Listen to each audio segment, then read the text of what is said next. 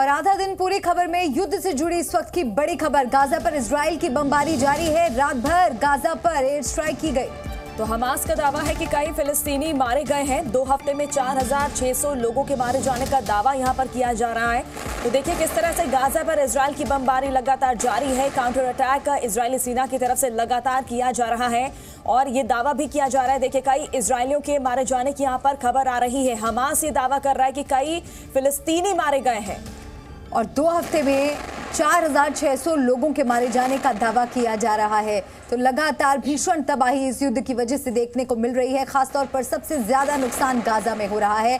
मौत का आंकड़ा भी गाजा में लगातार बढ़ रहा है। तो इजराइल और हमास के बीच जो जंग चल रही है उसमें नुकसान और मौत का आंकड़ा बढ़ता जा रहा है। अमूमन हर रोज हमास और फिलिस्तीन की ओर से दावे किए जा रहे हैं और इन दावों में इजरायली हमलों की निंदा रहती है। तो हमास के 332 ठिकानों पर हमले में 60 फिलिस्तीनियों की मौत, एक ही परिवार के 13 लोगों की मौत। तो महायुद्ध से जो महाविनाश हो रहा है उससे जुड़ी जानकारी ग्राफिक्स के जरिए आपको बता रहे हैं। देखिए इजराइल ने आज हमास के 332 ठिकानों पर हमला किया और कोशिश ये है कि हमास के आतंकियों का चुन चुन कर खात्मा किया जाए। इजराइल के एक दूसरे हमले में देखिए 60 फिलिस्तीनियों की मौत की खबर है और वहीं गाजा पट्टी पर हुए एक इजरायली अटैक में एक ही परिवार के 13 लोगों की मौत हो गई। 3 तस्वीरें आपको इस युद्ध से जुड़ी हम दिखा रहे हैं। इजराइल का हवाई हमला लगातार जारी है। 60 फिलिस्तीनी मारे गए हैं, ऐसा दावा हमास की तरफ से किया गया है। हमास पर ताबड़तोड़ हमले हो रहे हैं। 300 ठिकानों पर अटैक हो चुका है। देखिए चुन चुनकर हमले यहाँ पर जारी है। निशाने पर हमास की सुरंगें भी हैं। सबसे पहले बात अमेरिका की। अमेरिका के राष्ट्रपति जो बाइडेन ने न सिर्फ इजराइल का दौरा किया बल्कि बेंजामिन नेतन्याहू से ये वादा किया कि वो उनके साथ हैं। लेकिन अब बाइडेन ने इस बात के संकेत दिए हैं कि वो गाजा पर हमले को लेकर इजराइल से बात कर रहे हैं। बाइडेन का ये बयान इसलिए भी अहम है क्योंकि पूरी घेराबंदी के बावजूद इजराइल की सेना अभी गाजा के बॉर्डर के अंदर नहीं घुसी है। गाजा के अंदर घुसकर हमले और सर्च को अंजाम नहीं दिया गया है। ब्रिटेन के प्रधानमंत्री ऋषि सुनक ने युद्ध पर चर्चा के लिए अमेरिका, फ्रांस, जर्मनी और इटली के नेताओं से बात की। सुनक लंदन के एक यहूदी उपासना गृह में प्रार्थना में शामिल भी हुए और देश के यहूदी समुदाय को भरोसा दिलाया कि वो उनकी सुरक्षा सुनिश्चित करेंगे। जर्मनी के चांसलर ओलाफ स्कोल्ज न सिर्फ तेल अवीव पहुंचे, इजराइल के प्रति एकजुटता भी प्रदर्शित किया। हमास के अंत तक साथ देने का वादा भी किया। इजराइल के 200 से ज्यादा नागरिक अभी भी हमास के कब्जे में। हमास ने उन्हें 7 अक्टूबर से किडनैप कर रखा है, जिसको लेकर यहाँ के लोगों में काफी गुस्सा भी देखा जा रहा है। What's your name ma'am? Orna Segal. Over 200 Israeli citizens were kidnapped by the Hamas. So what's your demand right now? First of all, freedom and then speak about all the demands. This is citizens like your people that are citizens, so they must come home immediately and then we can speak about all other things. What's your message to the Netanyahu government? Bring them back immediately. Bring them. There's no other thing that we should do now, just to bring them back. I look at my grandchildren here and I cannot even think about any children can be now that kidnap and maybe do some more terrible things like now. So something that you cannot even understand or believe that they must come back immediately now. So do you think Israel should launch ground operation first, or first they should wait for the release for the hostages? Of course they must release them now. Doesn't concern to the other thing, but immediately these are citizens, they are children, they are old people, they are women. So this is has to be back immediately. That's it. Thank you. Thank you. Hamas ने Israel के नागरिकों को अपने kidnap में कर रखा है। लगातार यहाँ पर प्रदर्शन हो रहे हैं। कुछ लोग हैं। What's your name? Gal. Gal, I can see a lot of protests are going on here in the Tel Aviv to bring back the hostages to Israel. What's your demand to the Israeli government? To bring them back as soon as possible. And any other message to the government, because it's been several days and there is nothing right now we have when they will come back and when they will be free. We need some information. We need them back as fast as possible. They are suffering. We don't know what their condition, if they're eating, if they're getting medications. We don't know anything. and we need some information and we need them back.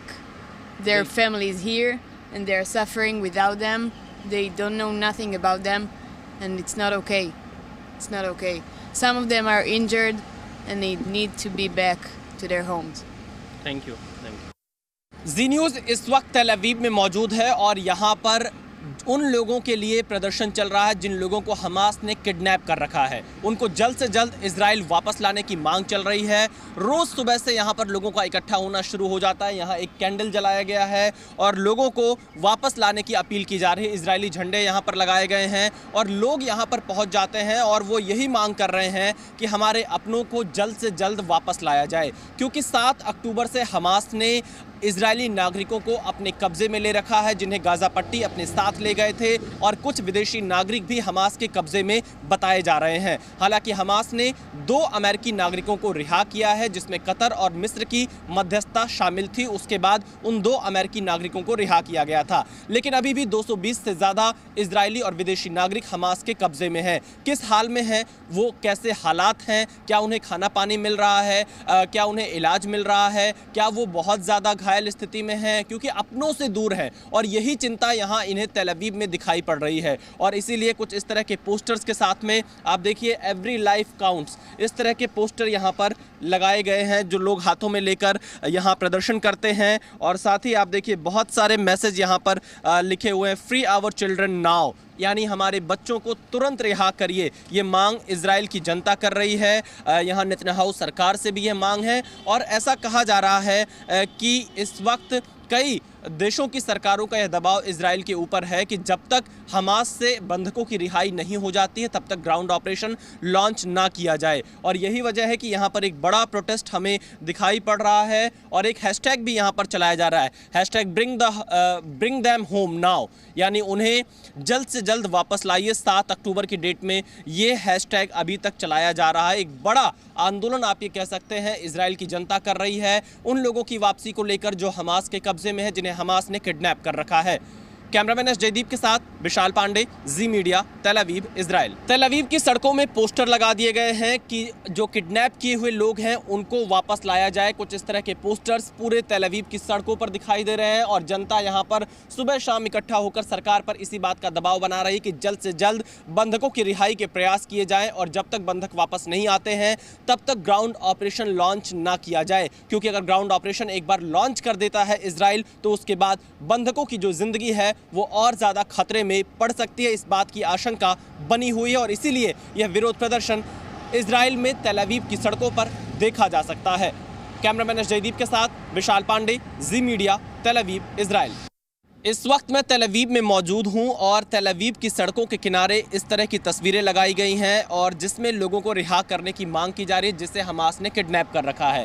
पहली तस्वीर में यहां पर मिया sham की देख रहा हूं जो इजरायली फ्रेंच है, 21 साल की, जिन्हें हमास ने रिम म्यूजिक फेस्टिवल से अपने कब्जे में लिया था। और साथ ही आप देखिए यहाँ पर बहुत सारी तस्वीरें लगाई गई हैं, कई मैसेज लिखे गए हैं, prisoner deal all for all, साथ ही ब्रिंग दैम बैक तस्वीरों के साथ में ये लगाया गया किडनैप्ड बाय हमास। कुछ इस तरह की डिमांड यहाँ पर सरकार से की जा रही है कि जल्द से जल्द इन नागरिकों की वापसी की जाए और यहाँ साथ ही इजराइल के झंडे भी लगाए गए हैं। बहुत बड़ा प्रदर्शन इजराइल में तेल अवीव में चल रहा है लोगों की रिहाई को लेकर, क्योंकि 220 लोग किस हालात में हैं, उनके परिवार के लोगों पर क्या बीत रही है, वो जिंदा हैं भी कि नहीं है, उन्हें खाना पानी मिल पा रहा है कि नहीं मिल पा रहा है, ये बहुत बड़ा यहाँ पर संकट है। और इसी संकट के बीच ये लिखा गया है, देखिए बच्चों ने हाथ से लिखा है ब्रिंग दैम होम नाउ, उन्हें जल्द से जल्द घर लाइए, ऑल फॉर ऑल नाउ। और इस तरह के मैसेज यहाँ पर दिए गए हैं। एक बड़ा संदेश यहाँ तेल अवीव की जनता दे रही है सरकार को कि जल्द से जल्द बंधकों की रिहाई कराई जाए, क्योंकि यह युद्ध जारी है। 7 अक्टूबर से इस युद्ध की शुरुआत हुई है और इस युद्ध में अब तक इजराइल के 1400 नागरिकों की मौत, 3500 से ज़्यादा नागरिक घायल बताए जा रहे हैं और साथ ही 220 से ज़्यादा नागरिक अभी भी हमास के कब्जे में हैं। और इसीलिए ये बंधक जो हालात है वो और ज़्यादा चुनौतीपूर्ण बनता जा रहा है। कैमरामैन एस जयदीप के साथ विशाल पांडे, जी मीडिया, तेल अवीव, इजराइल।